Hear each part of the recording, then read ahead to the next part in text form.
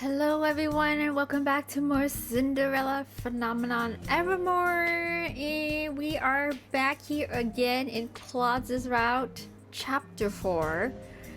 I will admit it's been a hot minute since I've last touched this game, so I kinda don't know what exactly happened the last time we were here, what happened in the last chapter. I really don't. I'm blanking hardcore. I just know that I vaguely recall us spending some time with Klaude. No. Okay, it has something to do with Klaude and his brother. So I think the really big major thing that had happened in the last chapter was that we were trying to help Lance in terms of like coaching him and helping him doing his speeches and helping him get over his like stage fright, essentially, for when he's about to give his quote-unquote coronation speech, or his announcement that he's going to be the next in line as king, basically. And Klaude was really getting frustrated with him because it seems like Lance wasn't trying hard enough, or like Lance was like, he was too nervous, he's too stiff, and when he's too stiff he's too relaxed, and it's like he can't really find a good medium in between looking natural as compared to, say, like Klaude, I guess. And yeah, so Klaude was getting really frustrated with him. They were kind of bickering and like arguing in a sense, and we were trying to let them sort it out by themselves because it's between them. But then afterwards we were like, hey, it's not like, it seems like Klaude was really hard on him for like no good reason. Like, it wasn't helping Lance, it was more something like deep down personal kind of thing, because Klaude was going off on Lance, being like, you took the same classes as I did, like I don't understand how you're not picking things up as as well as I did, or something like that, something along the line, something kind of implications like that. And so we were like, Klaude, what's going on? Like, I feel like there's something that's underlying feelings here. And then before we could really hash it out a little bit more, we get interrupted, I think. And that's what was one of the major thing that had occurred. But otherwise, yeah, I have no idea what else. But I guess we'll just recap as we go along on this chapter. But anyways, here we are. We're in the woods, though. We are in the woods with Jurian. For what reason, I don't know. So this will be the last point, princess. What? Jurian rushes forward without counting down to the last second. She holds her sword low, and I can tell that she means to strike at my hip. Oh, we're doing sword practice. I bring up my blade to block her attack. The swords collide, but not for long. Her blade slides past mine and rises to meet my shoulder. I step back just in time to catch her next strike. This was supposed to be a practice session with Klaude, but he disappeared earlier this morning before I could catch him. Ever since that strange fight happened with his brother, he has been conveniently busy. Why is he avoiding me? Yes. I am barely able to dodge Jurian's next strike as I delve deeper into my thoughts. I'm getting distracted. It is not just Klaude's business that bothers me. Ever since he and Lance fought, I have been having nightmares that are most likely fueled by the Tenebrarium. They tend to be an after effect of negative energy. Yes. Oh yeah, so I think there was a time where we were able to like go to sleep together with Klaude. Like we were able to like go to bed together, but then we had nightmares, and then we woke up from it and we're like, where is this negative energy coming from? And it seems like it's coming from like somewhere close by, like right beside us. So it's just like, though, so that's suggesting that it's from Klaude. Except every single time we try to ask Klaude, like, hey, what's going on? Are you okay? He's all like, I'm fine, I'm doing okay, like, don't worry about me, kind of thing. So like, yeah, something is brewing. I feel an agitated strand of electricity snake its way up my arm and quickly shake it off before Jurian can touch me. I thought I am fast enough to dispel the magic. I am not quick enough. Though I am fast enough to dispel the magic, I am not quick enough to bring my sword up in time. Jurian gains the final point by tapping her blade on my shoulder. You were distracted. Yes, I was. You caught me. Are you okay, princess? I am fine. Not really. Does this have anything to do with Prince Klaude? It has everything to do with him. He seemed a little off-kilter lately. Garland said yesterday that he looked tired enough to collapse right there in the hallways. Oh. He is, as always, overworking himself. He will be fine. He is obviously not alright. I should try speaking with him later. I sheath the sword I am holding. Thank you for agreeing to meet for a practice on such late notice. It's always a pleasure, Your Highness. It's an honor for Garland and I to help you with your swordplay. After sheathing her own sword, Jurian and I make our way over to the tree stump where we have stored our supplies. The last items we pick up are the flowers resting carefully at its base. We make our way silently through the trees and into a clearing where a single gravestone lies illuminated in gentle sunlight. Is it our mom's grave? Jurian heads over to the gravestone first and sets down her flower. Oh, Fritz. Wait, Fritz is dead here? Wait. Hello, Fritz. Wait, what? She smiles as I set down my lily. I take a step back to look at the gravestone, which has Fritz's name and title engraved into it.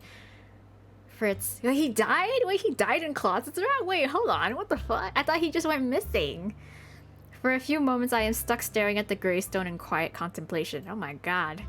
No matter how many years pass, I will never forget the smile he wore on his face as he died, or the apology he uttered with his dying breath. After everything that he did, the least I can do is visit him here once a month to pay my respects. What? How did he die? Did he die like protecting us from when Klaude kind of went on like that rampage when he was still cursed? Normally it is Klaude that is here to pay his respects with me. I lean down beside the gravestone and speak to Fritz briefly. It is a small thing, just a simple prayer for him. Jurian does the same. When we are done, I bow my head slightly and whisper, I hope that you are happy wherever you are, Fritz. Damn, he did! What?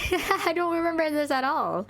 After we are done, we head back to the palace together, where I completely forgot. Like, oh my god, you know how long it's been. It's been so long since I played the first game, so forgive me if I completely forget things.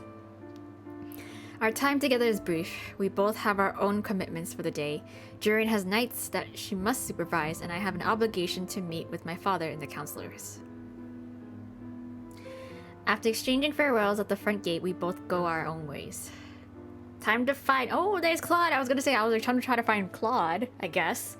Much to my surprise, the throne room is devoid of the usual advisors when I enter. The king is seated at the head of a mostly empty table. Klaude is the only one that sits beside him. The two of them pause in their conversation to look up at me. Klaude flashes me a sheepish smile. Klaude, I haven't seen you in days. I scowl back at him. The king looks between the two of us quizzically, but does not comment as I take my seat on the opposite side of the table. I thought this was a meeting to discuss the implementation of a new law. Where are the counselors? Father just smiles at me. There was a change in schedule. It turns out that the law we were meant to discuss today has not been appropriately plotted. Okay, interesting. The counselors were meant to have proposals ready today, but I concluded that many of them were not aptly prepared and thus decided to reschedule. Their disorganization is astounding. Yes, why is no one ready? It is no matter. The meeting has already been rescheduled to a time that is more convenient for everyone. Okay. Seeing as this time has opened up, I decided to reserve it for the both of you instead. Oh. Father turns to regard Klaude. Have you given any thought to the situation I posed yesterday? What? I have. What? Situation? I know Klaude and Father meet on a regular basis for special meetings, but Klaude does not tell me much beyond the fact that the king usually tests him in some way. Klaude turns to look at me, his expression solemn. The king gave me a hypothetical scenario a few days ago and told me to come up with a solution to it, okay? The situation is this. A threat to the kingdom of Angiel stands at the outskirts of the country. The threat is a group of dangerous witches. Witches. The word forces me to reflect on Angiel's current situation. Though tension between witches and humans has significantly decreased over the past few years, there are still undoubtedly corrupted witches in our midst. It does not matter that the fairy tale curse does not exist anymore, there are still witches who use their magic to threaten humans. I have been trying my best to settle these affairs as a Tenebrarian bearer, but even my influence is not all-powerful. I suppose the king's scenario isn't inappropriate given the kingdom's current social climate. I think that, but I still cannot help but feel my heart sink at the thought. Though Klaude tells me I should not blame myself for these incidences, I cannot help it. Even though I am being helped by a lot of people, it is still my obligation to speak with the witches and smooth out the tensions between them and humans. I shake my head as if to physically dispel the thoughts from my mind, then turn my attention back to the conversation at hand. In this scenario, the witches have already harmed some of the citizens. Oh, okay. Given this kingdom's previous history with them, what action would you take as king to dispel the threat? Both father and I stare critically at Klaude. No pressure. My answer still remains the same, Your Majesty. I would refuse to meet this threat with hostility until I have captured and spoken to them. I don't believe that I alone would have the right to judge them. I would speak with a witch on the matter before passing judgment. Okay, how would you explain this to the townfolk? What do you mean? Well, you know, some people don't like that. You know, they always want to raise their pitchforks first. Burn the witches. Ooh. Ooh. You hear that? That's thunder. Sorry about that. It's really thunder. It's really stormy today. What if many of the citizens, still wary of witches because of the war, advocated for an immediate death sentence? Yeah, that's what I was thinking. I feel a soft pang in my heart at the statement. Whenever father says things like that, I cannot help but imagine the atrocities the witches had to face here in Angiel during the war. I would say that such a decision would be inhuman. In my eyes, condemning anyone to death is an unforgivable crime. Besides that, everyone deserves a trial, no matter if they be a human, a witch, or a fairy. Even given Hannah's efforts to heal the divide between witches and humans, the rift still exists. The relationship hangs on a precious thread. If we disregard a trial, we risk harming that already fragile relationship. He's not wrong. Then what would you do when faced with this imminent threat?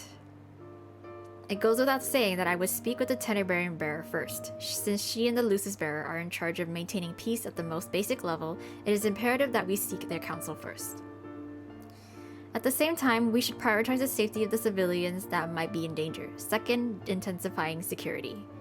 But no action is to be taken before we ask for the opinions of the bearers. In this scenario, it would make more sense to speak with the Tenebraean Bearer first. Imagine that the Tenebraean Bearer is unavailable in this situation. The sole responsibility to act lies on your shoulders, Klaude. Both Klaude and I stare at the king. Well, yeah, he's trying to, like, you know, think of all the possibilities. You never know. Unavailable. In this hypothetical situation, yes. Perhaps the Tenebraean Bearer is in an important meeting. Whatever the case, she is unavailable, right? Or I'm sick. Or I'm out cold or something. I don't know. Well, if you cannot rely on anyone else, what decision do you make? Oh, assist him remain silent. Oh, Klaude looks at the king, composed but quiet. He looks like he's struggling to figure out what to say. Well, the king is testing him, and he does have a point. Like, he can't... As much as I would want to help him, and as much as, like, you know, we are a team, there will be times where he would have to make decisions on his own. Right? I mean, let me ask the audience. Right? Like, I can't coddle him. I don't want to coddle him. I want to let him know that he's capable of making his own decisions. And I trust him.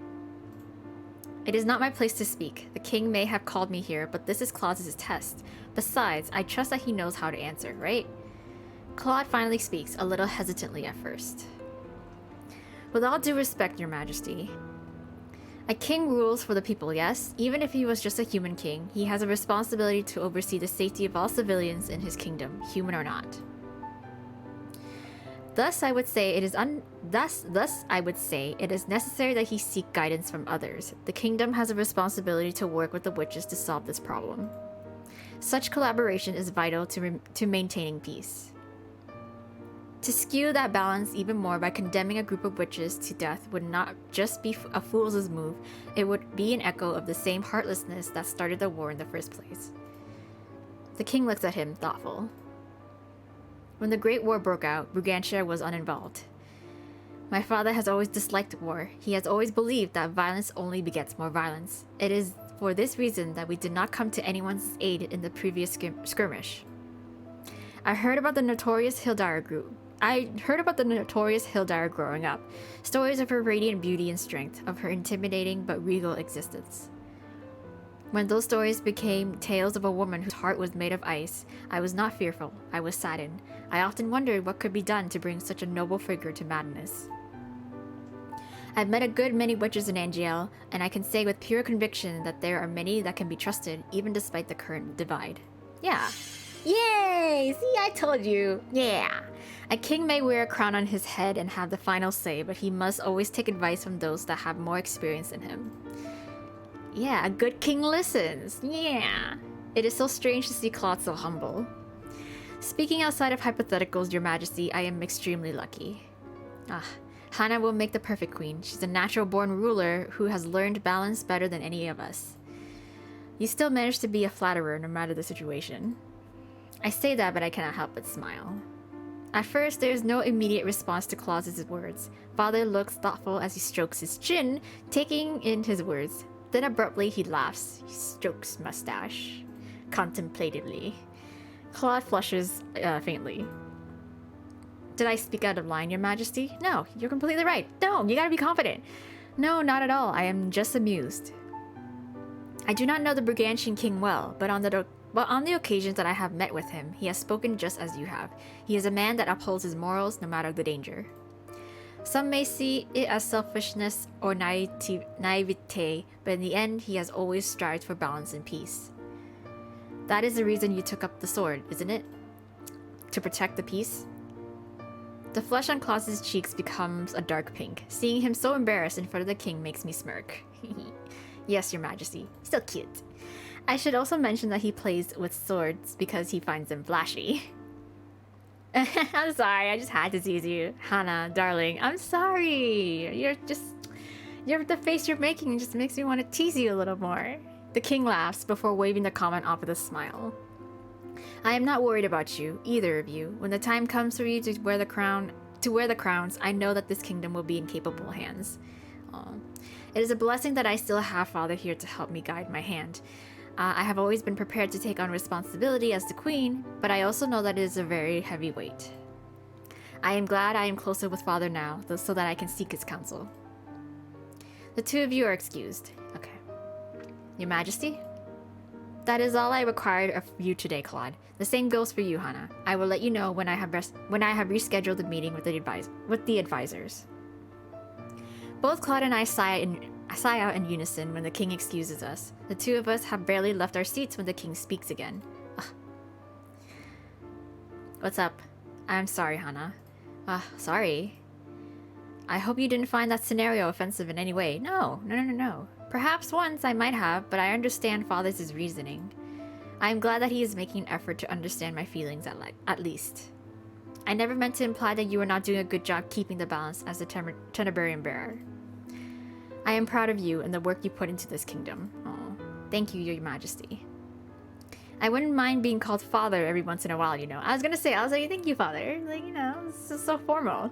The two of us exchange smiles before I turn back to Klaude. By the time I turn around, however, he is already at the doors. Hey! Even as I watch, he passes through them without glancing back. Klaude, I need to talk to you! My earlier contentedness fades away into agitation. Why are you avoiding me? He is not getting away. Now, come back here. You come back here right now, mister. I hurriedly say my farewells to the king before rushing out the door after Klaude. You get back here. Get back here. Klaude has only made it a few steps down the hallway when I hold out my hand and gather ice at my fingertips. You stop! Freeze! Literally. The ice gathers at Klaude's feet and roots him in place. Not so fast, coward prince. Hana, love, did you stop me just so you could tell me how impressed you were with my performance in there? No. Well, I can tell you that too, but no, not really. He seems about to say something else before he stops to look at me. The glow on my face must be intense, for it makes his good cheer wither away immediately. Explain, now. Oh, you mean about the... Oh my god, these... Oh, it's Lance. Lance, are you gonna give him a piece of your mind being like, hey, the way that you treated me back there was not fair. I was trying my best. Klaude stops to glance at someone approaching behind me. I barely have any time to follow his gaze before I notice that Lance has stepped in between us, frowning. Karma. Lama. Lance narrows his eyes at him. I challenge you. Oh, to a duel! What? I challenge you to a duel? Excuse me, hello! I got beef with him first. You wait in line. You get in line. Yes. Lance's eyes widen when he sees me standing there. He eyes the ice at my fingertips, then at his brother's feet, before cravenly stepping back with an apologetic smile. Sorry, I got so riled up I didn't even realize you were standing there, Princess Hana. All good. You should freeze his feet to the ground for that, Hana. I'll freeze you both to the ground, Jesus Christ. I ignore Klaude and turn to Lance. I need to speak with Klaude about something important, Lance. So unless this challenge of yours cannot wait, I would prefer you come back later. Ah, my apologies. Okay. It's typical Brigantian tradition to challenge those who you want to prove yourself to. Okay. Lance narrows his eyes at Klaude. That is why I'm here to challenge you, Klaude. In the end, he is so riled up he completely ignored me. I know, bro, like, I know you're gonna issue a challenge, but like, I was here first. I was here first. Klaude looks at him for a few moments, disgruntled, then he smirks. Usually I'm the one to challenge you, but if you insist, you're going to have to let me choose the challenge. Okay, I haven't forgotten the last time you chose chess. It was not my fault people were cheering for me because I had the better disposition. Do you know how difficult it is to win at chess when people are jeering at you? Lance inclines his head toward me. Why don't we let the princess select the challenge? Oh, what? Klaude looks like he's about to protest before he notices the frown on my face. Hello? I'm still here. Fine. After you select this challenge, I'll tell you everything you want to know, Hana. No more running. Okay. You promise? I promise. I can either put them on a level playing field or give Klaude the advantage. Chess, sword fighting, sword fighting. We had chess last time. So let's do sword fighting. Look at how so pleased he is. An uncharacteristically intense light comes into Klaude's eyes as he stares at his brother. A good suggestion, Hana. Sorry, boo. He glares at Lance. Fight me. Fight me. What? Lance looks obviously disheartened. He looks at me, and for a few moments his eyes are so pleading I almost feel the need to reconsider. We will settle this with a duel. It will be very traditional and straightforward. No cheating, and we will only use practice swords. I am giving Klaude the advantage here, but regardless of what happens, I do believe this will help the two of them see eye to eye. I mean, I think it's only fair, because again, last time they chose chess. We can have either Jurian or Garland oversee the match, so long as they are not busy. What is this? What is this? My little brother a coward? No, I accept your challenge. Yay. Yeah, I gotta side with my mans. A competitive glint sparkles in Lance's eyes as he holds Klaude's gaze. Good. Now that the two of you decided on a challenge, you are done. Okay, schedule that and all that good stuff later. I need to talk to him. Now, if you don't mind, Lance, I have business with my fiancé. Lance bobs his head politely at me. Of course. Thank you for your assistance, Princess Hana. He flashes me a grateful smile before turning away, not even bothering to say anything to his brother. Okay. Once Lance is gone, I turn to Klaude with my eyebrows raised. Okay, better talk. You told me before that you would tell me what was happening between you and Lance, that you would tell me what has been bothering you. You have been insisting that you are fine when you are not. And because of you, I have been having nightmares. You have? Yeah. Hana, I had no idea. I apologize. It's okay. If you are sorry, then you will tell me what is going on. Are you just stressed? Are you just really stressed and you're not telling me shit? Klaude nods his head at me slowly, defeated. After dispelling the ice at his feet, I half led, half pull him back to my room. Okay, you sit. We can order some tea, and then you're going to spill the tea. When we return, I take a seat by the window while Klaude makes himself comfortable at the piano bench.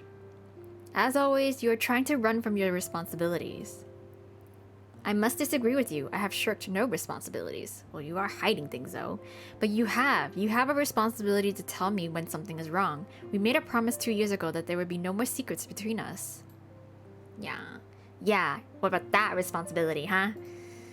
For a few moments, Claude only looks at me quietly. He looks somewhere in between melancholy and thoughtful, almost like he is lost in his own reverie. When he finally does speak, he looks calmer.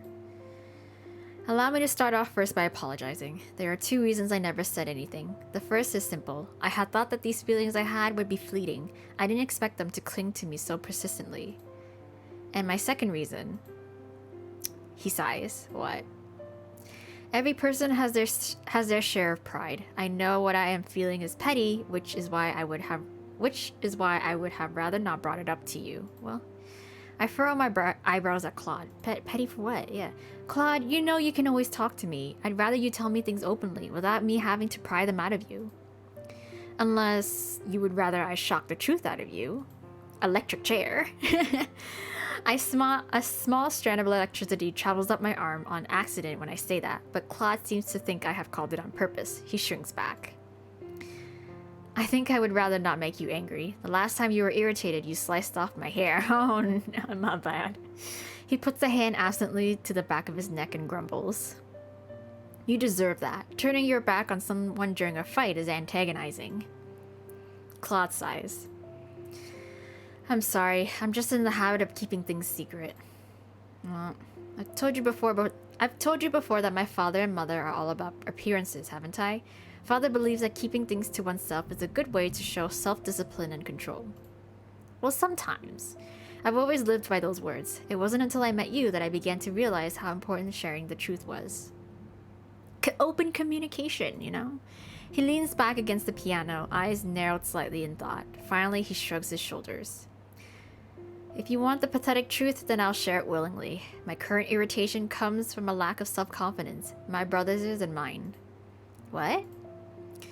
Hard to believe it, isn't it? Hard to believe, isn't it? Yeah. I think back to the way Claude interacted with the king in the throne room. To me, he seemed quite at ease. He crosses his arms and groans. Lance is like a mirror. What? Whenever he is here, I can't help but think on the things that I left behind and the responsibilities I have before me. And not only that, but Lance's insecurities remind me of my own. His stem from his lack of confidence in leading, and mine stem from being inadequate at following. All my life I've been training to be the Brigantian king. I was a good student. I could afford to miss my lessons because I was naturally gifted. Okay. I don't mean to gloat, I swear. Of course not. He sighs. Anyway, here every lesson is a struggle. Your father holds different opinions on politics and responsibilities. Sometimes when I am sitting in the council listening to them make decisions based off of Angiel's conflicted history, I feel out of my element. Yeah. Staying with you and Angiel was my choice, and I wouldn't change it for the world, but sometimes I miss home. I miss the comfort of responsibilities that I know. So the reason you were so irritated at Lance earlier was because you are jealous of him? Oh. Partially, kind of, sort of, I would think, and also the fact that, like, he wants Lance to do his best in filling his shoes, and, like, seeing him so self-conscious and not and lacking the confidence is just, like, further worrying him, I think. I suppose if you wanted to simplify the problem, yes, but jealousy is such an ugly word. He runs a hand through his hair and sighs. On my most dreadful days, I cannot help but feel that I was easy to replace in the first place. Lance has always been well liked by everyone. Oh, that too, yeah. But you and Lance are nothing alike. No, not at all, but at least I know he's just as capable of being competent. Yet when I see him now, being so insecure of himself, I feel doubly irritated. If he is going to take up the title that I have been training for all my life, the least he can do is take it seriously. He is, but he just needs a little help. So in the end, you're worried about him. Yeah. Claude looks at me surprised. Yeah, that's what it is. Am I wrong? You worry about him, and you worry about yourself. The more I talk about it, the pettier it seems. this is why I didn't want to bring it up in the first place. No, tease him, sympathize with him. It's a lot of pressure. Listen, it's a lot of pressure. It's a huge change to what you're used to. I get it. Like, you know, fish out of water sort of thing. Like, 100%. I stand up and walk toward him. There was a time when I felt those same things. My life was plagued by jealousy and homesickness. I moved to sit beside him on the bench. It's okay, babe. It's okay. When Delora cursed me 2 years ago, I had thought my life was over. I may have had an empty life in the palace, but it was still my life. Yeah, it was all you knew, you know, and getting pulled out from that, it's scary. I had been accustomed to playing my role, to living my life. And then suddenly that was all taken from me. Though I never voiced the opinion aloud, I was always jealous of Emmeline, who had taken my spot. Even before then, the townsfolk always spoke more fondly of her than they did of me. I feared that she was trying to steal my crown even then. Right? Yeah, exactly. I meant to make him feel better by sympathizing with him, but now he looks even sadder. But suffice to say, I felt the same way back then that you do now. The circumstances were different, and the lifestyle change was not a choice, but I smile at him. The feeling still remains, you know. I know how you're feeling regardless, so I can sympathize. It wasn't until you started sympathizing with me that I had to come to terms with those feelings. You've always been more honest than I have, Hannah. Even now you put me to shame. No, it's okay. He sighs. Some habits are hard to break. Yeah. But you mean well, like I understand. Yes, but once you try to make an effort to break them, you'll find that you're better off without them. Besides, I stand up from the bench to look at him. You may think keeping your emotions tucked away makes you appear more confident, but I know better than anyone else when you are hiding something. Right. Yes, because you're my fiance, right? Yes. Of course. But also because I am the Tenebrarian bearer. You couldn't hide anything negative from me even if you wanted to. Yeah, it just comes with the role. A fair point. I can't just turn it off, you know. In retrospect, this whole problem was far more exaggerated than it needed to be. Klaude winks at me. I never do anything half-heartedly, darling. I'm relieved that the gloomy mood from earlier has dissipated. One of the good things about Klaude is that he usually recognizes when he is in the wrong and tries his best to remedy the situation quickly. He's just stubborn and needs to learn to rely on me more. Yeah. What happened to the sophistication you displayed in the throne room earlier? You're very cool. But I still think you're cool now, but you know. Oh, I am always the picture of sophistication. Right. Klaude's smile becomes softer. Anyway, thank you, Hannah. I think I needed that talk. Yeah. It is ironic that Klaude is the one that taught me that secrets are dangerous when he himself is still learning to share them. It's okay, that always happens. Always seems to be the case. You do not need to thank me, but shouldn't you apologize to Lance? Right, you were a little bit hard on him. Klaude's expression snaps into something somber. Nonsense. Lance and I will figure this out as we always do, by competing one-on-one. Passionate challenges always encourage Lance to spill the contents of his heart to other people. Okay. I'm not the only one in my family who's good at keeping secrets, you know.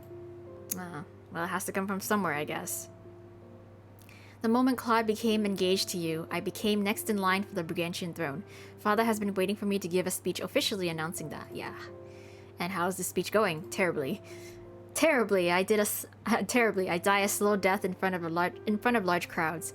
Klaude has always been better at the spotlight than I have. I prefer speaking to people one-on-one.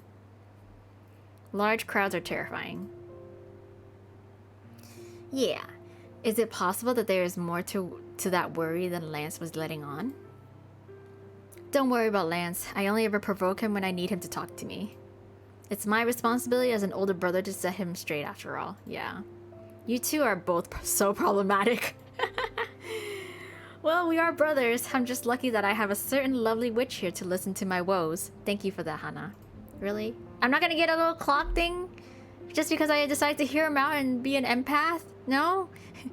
With that, the heart of the problem at least is solved. The both of us are both able to go our own ways with confidence. I don't get a clock with that, really. This is what I get for being nice and listening. God. Things have finally winded down for the day when I make my way back to my bedroom. I am almost there when I stop, seeing two familiar faces. Ooh. Oh, hello. Oh, Hannah, Emmeline. And Lance. Hello. Good evening, Princess Hana. How was your duel? Did you have that yet, or was it still being scheduled? Both Emmeline and Lance smiled at me. Hello, Emmeline. Hello, Lance. I glanced back at the two of them, curious. Are the two of you on some nighttime stroll? Alone? With each other? Oh no, Prince Lance was assisting me with a dance lesson. Ooh, a dance lesson? Normally Rod helps me with the dancing, but since we've been learning a Brigantian style dance this week, I had Lance assist me instead. In exchange for the extra dance lessons, Emmeline has been helping me with some other things. Like what? Yeah, other things. Are you heading back now? Yeah, I am. I saw Klaude pass by earlier. He seemed in better spirits than before. Lance's expression darkens at the mention of his brother. Karma. Karma. Dinkleberry. Emmeline looks at him curious. Oh, right. You have that challenge with him in a few days. Ah, okay. It seems that they figured out a time then. Lance narrows his eyes. Listen, I will destroy him. Okay, you go and do that. Oh my. And here I thought Rod and I were competitive. Anyway, we're going to head out now. Good night, Hana. Okay, night. Take care. The two of them passed me by, and I continue on my way to my bedroom. Okie dokes. Ugh, the first thing I see upon entering the room is Klaude standing in front of the wardrobe, looking deep in thought. What's up? He mumbles lightly and casts a glance over his shoulder at me as I enter. What? No knock? Well, it's my room. Not when this is my room, no. Yeah, exactly. He pauses briefly, his eyes fixated on me for some reason. Without even realizing it, I grasp the pendant at my neck. What? Is there something on my face? I just noticed you were wearing the necklace. Well, yeah. My fingers loosen around the pendant. Why wouldn't I be wearing it? It's become my most valuable possession, after all. I can see the recognition in Klaude's eyes when I laugh. He glances again at the necklace, eyes soft. I'm glad I could get you something you can always wear around. As for me... He returns to his attention to the closet. Looking for something? Yes, one of my nightshirts. Ooh. He sighs as he squints into the wardrobe. I already know what shirt he is looking for. I'm amazed that he has not already found it, considering I can spot it on the bed. Yeah, it's right there. I kind of steal it, I'm sorry. I slowly inch my way toward the shirt as he closes the closet doors. I manage to grab it and hide it behind my back just as he turns around. Yeah, I kind of steal it as my nightshirt. Hana, have you seen... He stops when he notices the way I am standing against the bed. Slowly he begins to make his way over to me, a casual smile on his face. I wonder where it could be. Yeah, I wonder. He stops right in front of me and then, without any words at all, attempts to grab the shirt from behind me. I dodge out of the way just in time and circle the bed to put some distance between us. He raises an eyebrow. What's this? Are we playing some kind of new game? Are we playing some kind of game now? A game? This is no game. I'm just getting back at you for keeping secrets from me. I try my best to frown at him, but to no avail. The smile keeps coming back to my lips, no matter how much I try to force it off. Perhaps if you ask me very nicely for the shirt, I shall return it. Klaude takes a step forward and lays a hand on his chest. Hana, my love, could you please return my shirt? Dramatics aside, I cannot help but cave beneath his pleading gaze. I am about to hand the shirt to him when he reaches forward and in one swift motion snatches it straight out of my hands. Hey! Hey, I was gonna give it back! Klaude shrugs out of his coat with a coy smile. Oh. You should know better than to let your guard down in front of me, darling. Okay. Oh. He turns his back on me as he pulls off his shirt and reaches for the other one. Let my guard down in front of him? Hardly. I approach him swiftly and before he can react, push him down to the bed. He only has a few moments to stare at me, baffled, before I pin him down. Gotcha. Who's letting their guard down now? Are you sure I didn't let my guard down on purpose? Nah, you're just trying to give me excuses to say that you weren't caught off guard. I roll my eyes at him when he grins, then lean down to plant a kiss on his lips. I loosen my grips on his wrists, but only enough so that I can lace them through his fingers. Before I realize it, I am lying beside him rather than looming above him. No. If I'm being honest, I much prefer this to you pinning me down to the bed. Oh. Why? Does your self-esteem crumble when I get the better of you? No? Hmm? Still sharp as a knight's blade, I see. Sharper than you, in any case. But you love me for it. Klaude opens his mouth to say something, but I do not give him the chance to retort. Oh, I seal his lips with a kiss. Well, he more like he does me. He pulls me closer and brushes a finger against my lips. It truly is impressive that you always manage such sharp words, even in moments like these. I have to admit that you have the better comebacks. Thanks. Are you actually admitting that I am better than you at something? I have to give you credit where credit is due. Thanks. He draws closer to me and sets his hand on the small of my back. His lips once again brush mine. I can feel the heat rise in my cheeks, and fearing that I am blushing, quickly bury my head in Klaude's chest so he cannot see my face. I can feel his laugh reverberate through my body. Your embarrassment is endearing, Hana. You realize you do this to yourself, though. Yeah, I know. I go in strong and then I just kind of pitter out. I'm like, oh, Jesus. I have no idea what you're talking about. You remember last time you set up the rose bath for me and then threw a towel at me and screamed when I insisted you join me? Why would you bring that up again? Because seeing your blushing smile is a precious thing. He puts a hand on my face and tilts my head upward gently. His lips are already parted when they meet mine, and they are all that I can focus on. I barely notice when Klaude runs his hand down the small of my back, his lips still pressed to mine. Ooh, getting handsy. He breaks the kiss and trails his lips down the side of my neck. I can feel his warm breath in my ear when he whispers. Well, I'm assuming you pushed me down for a reason. I kinda didn't think that far ahead, but you know. My heartbeat is too loud for me to even process my whirling thoughts. I decide to let my retort go when Klaude presses his lips to mine again, sending a shiver of warmth down from my head into the rest of my body. Okay. I didn't think that far, but you know. The burden of my responsibilities falls away from my body that night. All that remains as I fall into the comforting silence of Klaude's warmth and his gentle breath at my neck. We just slept. We did nothing. It's okay. We just cuddled. We slept, and that's great. And that's the end of chapter 4. We are in chapter 5, The Princess and Her Prince. Yay! Oh my gosh, we are at this chapter and one more chapter away from completely finishing on Klaude's route.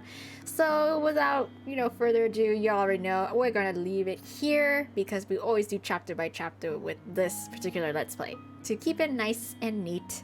So yes, that is all. So, well, again, there's no really bad endings to this game, really, but it's just more so that I feel like we're on our way to getting just a good ending and not his best ending, because 100% for a fact, I know I haven't gotten all his best answers, which that last one, still don't know why I didn't get it. Like, I was trying to be nice. I was trying to be like a shoulder to lean on kind of thing, but apparently that wasn't the right choice.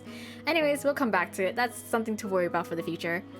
But yeah, for now, make sure you guys subscribe and turn on the notification bell on my channel, because that is the surest way for you to know when's the next time I upload anything.